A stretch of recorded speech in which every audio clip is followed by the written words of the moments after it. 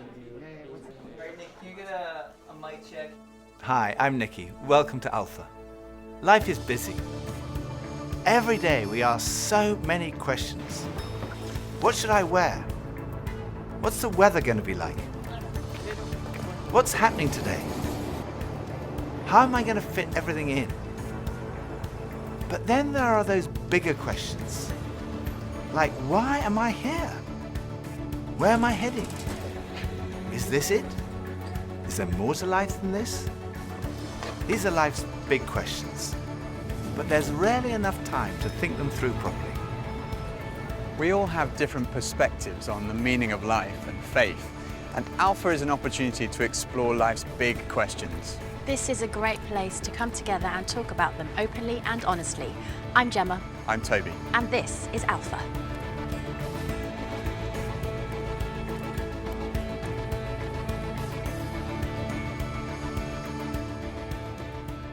Whoa, that's a big one. If there really is a God, and I was able to ask one question, why I wasn't dunking when I was 10 years old? That's a good one. What's next? That'd be my question. I'll probably ask him to win numbers on the lottery number, probably. So I can retire. What's heaven like? I'd probably ask him, what is he scared of?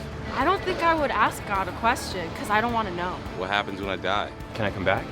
Why couldn't my parents stay together when I was a kid?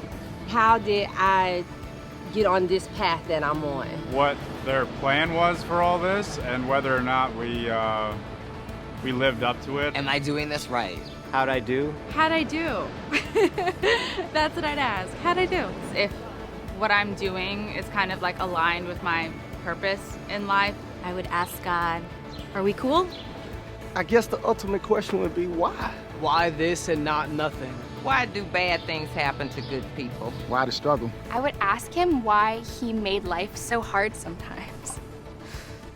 Friends of mine told me that the first night they came to Alpha, they sat in their car for half an hour waiting and watching people going in. And eventually, when they'd seen enough normal-looking people going in, they thought they'd give it a try. And one thing that might be going through your mind is, am I going to be the only one there who doesn't believe all this stuff, who's not a Christian, that doesn't go to church? Well, if that's you, then you're in the right place. Alpha is designed for people who wouldn't call themselves Christians or who are not regular churchgoers. It might feel a bit strange to be discussing life and faith with people that you've never met before. But the best thing about Alpha is often the great friendships that are formed over the weeks. For much of my life, I was not remotely interested in Christianity. In fact, I didn't think I'd ever come to something like Alpha. I was not brought up as a Christian. My father was a secular Jew. He was an agnostic, and my mother didn't go to church, and I had no interest at all in Christianity. First of all, I just thought it was so boring. Everything to me about church, Christianity, religion was just dull and dreary. And it kind of made me feel a little bit guilty. I didn't know why, but I just didn't want to have anything to do with it. And I also thought it was untrue. I thought I'd sort of thought it through, and I'd come up with these intellectual objections, and I called myself, very pretentiously, I called myself a logical determinist. And I quite enjoyed arguing with people who called themselves Christians. And at university, I had a bit of a reputation for being an argumentative atheist. And I also thought it was irrelevant to my life. I couldn't see how someone who'd lived 2,000 years ago, 2,000 miles away, could have any relevance to my life today. It just seemed outdated and irrelevant. But at the same time, looking back now, I would say something was missing. I say that because I don't think I was living in the moment. I was always looking forward to the next thing in life. So when I was at school, I was thinking, when I finish my exams, maybe that will be when I'm going to really start to enjoy life. I finished my exams, and then after about 3 weeks, I started to think there's got to be more to life than this. And I thought, well, maybe when I've left school, that will be what life's all about. And then I left school, and after about 3 weeks, I started to think, there's got to be more to life than this. I thought, well, maybe the answer is to get a girlfriend. And somehow, I don't know how I managed it, but I managed to find a girlfriend. Again, after about 3 weeks, I started to think, there's got to be more to life than this. And basically, there was something missing. I was longing for more. The actor Jim Carrey once said, "I wish everyone could get rich and famous and have everything they've ever dreamed of. so they would know that's not the answer.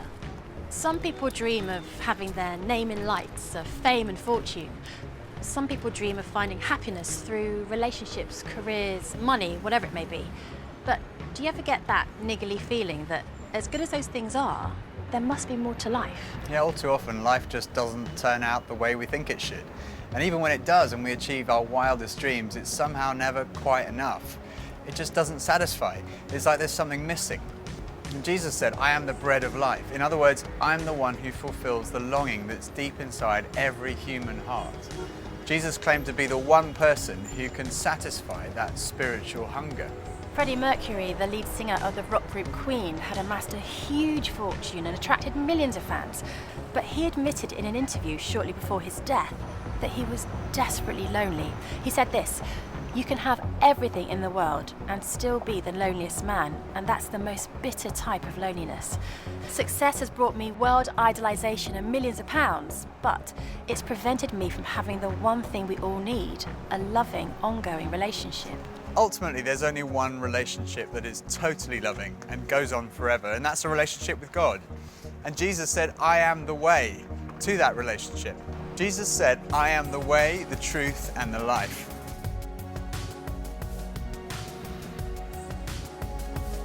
As of lately, a lot of picnics. Traveling. Games and fishing. Yoga, poetry, kissing. Love fishing. Skateboarding. Basketball. Basketball makes me happy. You want to go first? Love. Yeah, love is good. Shopping. Coffee. That's an easy one. Meeting new people makes me happy. Positive energy. People around me. Vacation, food, puppies. Getting my nails done makes me happy. Music. I was gonna say music too. Something that I create. God makes me happy, and nature.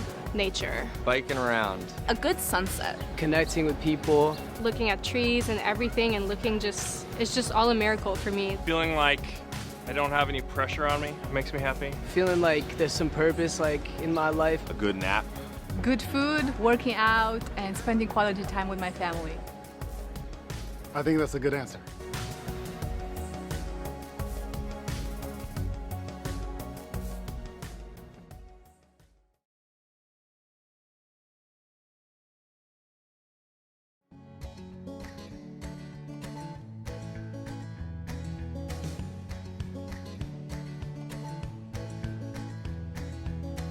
When I was about 17, I was sitting having a burger with two friends, and we were looking out the window and commenting on a few of the stores across the street, and I suddenly realized that I couldn't read any of the signs, even if I squinted. So I asked if I could borrow one of my friend's pair of glasses, and as soon as I put them on, I realized I could see everything, like colors, shapes, words. I was amazed at how everything was so clear. And I could see before, but now I could really see. And to me, that's the best way to describe the difference that Jesus makes.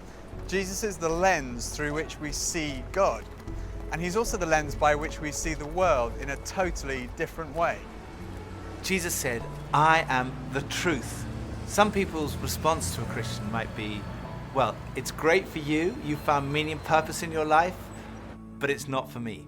But when you think about it, that's not actually a logical position, because if Christianity is true, it's of vital importance to every one of us. And if it's not true, it's not great for us, because it means we're deluded. C.S. Lewis was one of the great intellectual giants of the 20th century, probably best known as the author of the Chronicles of Narnia. He said this, Christianity, if false, is of no importance, and if true, of infinite importance. The only thing it cannot be is moderately important. I come from a family of lawyers, so naturally I wanted to look at the original documents and sources. I never really looked at the evidence before, and I was astonished at how much evidence there is for the life, death, and resurrection of Jesus. For me, it was through reading these documents that we find in the New Testament that I came to the conclusion, it's true. One of the last cases I did as a lawyer was in the Court of Appeal in front of Lord Denning, an absolutely brilliant mind, perhaps the greatest judge of the 20th century. He said on one occasion that his Bible was his most tattered book in his library. He'd examined the evidence really carefully, and he came to the conclusion, it's true. One former professor of history at Oxford University described the resurrection as the best attested fact in history. I hadn't realized how many of the pioneers of modern science were believers. Descartes, Newton, Kepler, Galileo, Locke, Copernicus, Faraday, Kelvin, Pasteur.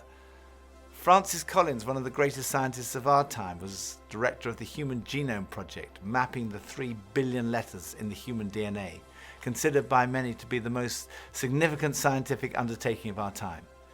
He describes how he encountered Jesus and came to believe in the truth of Christianity. Well, in the home where I grew up, faith was not something that was talked about very much. My father was a professor of drama, my mother a playwright.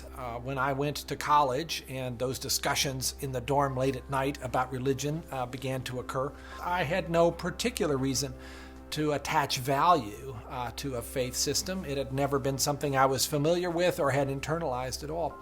And I assumed that any religious feelings that anyone held must be on the basis of some emotional experience, and I didn't trust those, or on the basis of some childhood indoctrination, which I felt I was fortunate to have missed.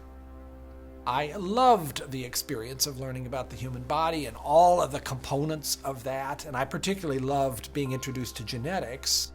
But then I ended up in the medical school curriculum sitting at the bedside of patients with diseases. This was no longer an abstract study of molecules and organ systems. These were real people.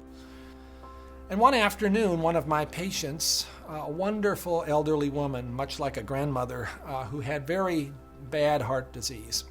She had a particularly bad episode of chest pain while I was with her. She got through it, and at the end of that, explained to me how her faith was the thing that helped her in that situation. She realized that the doctors around her weren't really giving her that much help, but her faith was.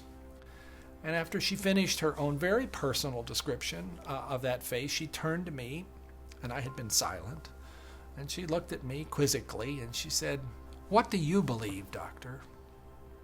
And ultimately, I had to admit to myself that her question had made me realize that I had arrived at an answer to the most important issue that we humans ever deal with. Is there a God? And I had arrived there without ever really looking at the evidence. And I was supposed to be a scientist. If there's one thing scientists claim they do, is to arrive at conclusions based upon evidence. And I hadn't taken the trouble to do that. I was greatly assisted by a pastor who lived down the road, who I went and asked about all this, and who gave me a copy of C.S. Lewis's wonderful book, Mere Christianity. Because here was an Oxford scholar, a prodigiously developed intellect, who had traveled the same path. Within those pages, I realized for the first time that one can come to belief on a rational basis, and that in fact, given the many pointers that one sees around oneself in terms of the universe and it having a beginning, and its fine-tuning in terms of the way in which all those constants that determine the behavior of matter and energy seem to have been set just in a certain very precise range to make life possible. And many other things, including my beloved mathematics and why they actually work anyway to describe the universe, something that makes you think the Creator must have been a mathematician. That brought me then to the person of Jesus Christ as a person who was historically extremely well documented. That was news to me. I thought Christ was as much myth as history, and I realized after reading more about it, this was a historical figure upon which we have a great deal of evidence for his existence and his teachings, and even his rising from the dead in a literal way. That day at my patient's bedside started a journey for me. A journey that I was reluctant to begin, but I felt I needed to. A journey that I thought would result in strengthening my atheism, but to my surprise, resulted in my conversion. There's a difference between knowing facts about someone and really knowing them personally. Now, I've known my husband Phil for 3 years now, but suppose if before we met, I found him on a website called The Amazing Man. Now, there's no doubt I would have looked at him and thought, okay, I'm intrigued. But what if each page was dedicated to his amazing abilities, his sparkling personality, his tender heart, his extraordinary intelligence, and his cooking abilities? Well, I would think, wow, he does sound like an amazing person. But that's head knowledge. But I also have the privilege of being married to him, and I know that he's an amazing person, which is knowledge that comes from experience of relationship, and that's heart knowledge. When Jesus said, "I am the truth," he was talking about more than just a kind of intellectual truth. The Hebrew understanding of truth was truth as experienced. And there's a big difference between a kind of intellectual knowledge and a personal knowledge, between your head and your heart. So when someone says, "I know Jesus is the truth," they're not just talking about being convinced of the evidence. They're also talking about experiencing a relationship with the risen Jesus Christ. So Jesus said, "I am the way, the truth," and lastly he said, "I am the life.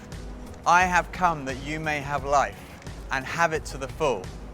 Jesus came to deal with the things in our lives that stop us from enjoying life to the full, the things that spoil our lives.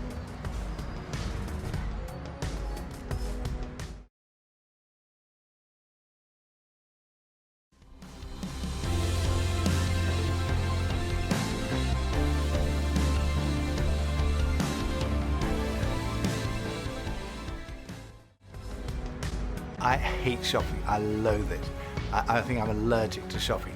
But occasionally my wife Pippa persuades me to go shopping, and just after Christmas it was the sales and she persuaded me to go shopping, and we went into the shop and we bought this very nice new sweater, same colour as all my other sweaters, and we left the shop and we went to buy a present for her, and we went into this ghastly shop. It was so crowded, it was unbelievable, and even Pippa had had enough and she said, "Okay, we're leaving."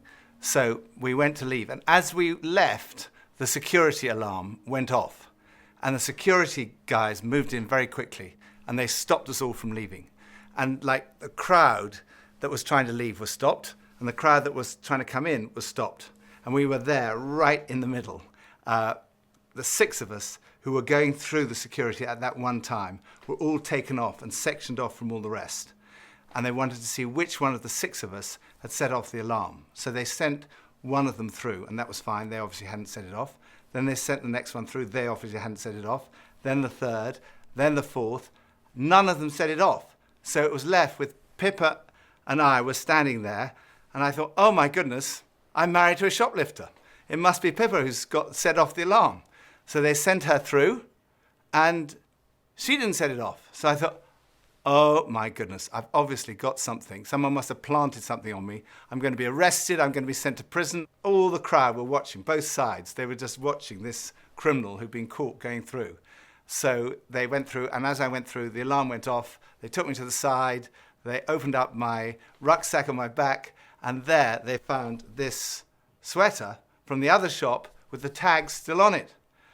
I felt so guilty. That was like false guilt. I also sometimes experience true feelings of guilt because I do things that are not right, that are not good. And this is the wonderful news that God loves you and he loves me.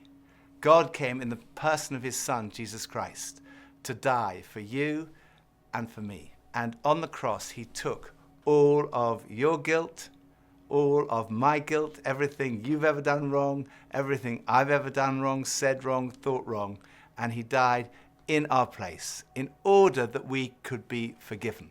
And forgiveness, C.S. Lewis said, it's like a recording of our life wiped completely clean. And when we receive that forgiveness, we find life, and life in all its fullness. And that's what Jesus wants for you and for me. Life in all its fullness. Life at its very, very best. I think for so many years, I always just strived to be strong in myself.